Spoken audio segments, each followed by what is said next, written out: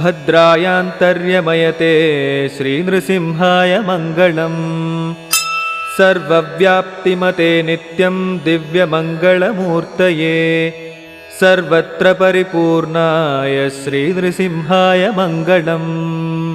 दानवेन्द्रशिशोर्वाक्यं कर्तुं सत्यं महीतले सतं भाज्जाताय दिव्याय श्रीनृसिंहाय मङ्गलम्।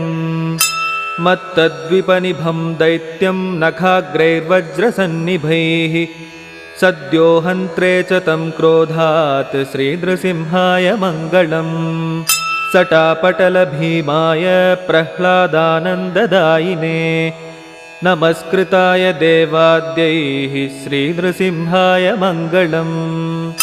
दैत्येन्द्रपुत्रं प्रह्लादम् अभिषिच्य कृताञ्जलिं सन्तुष्टहृदयाय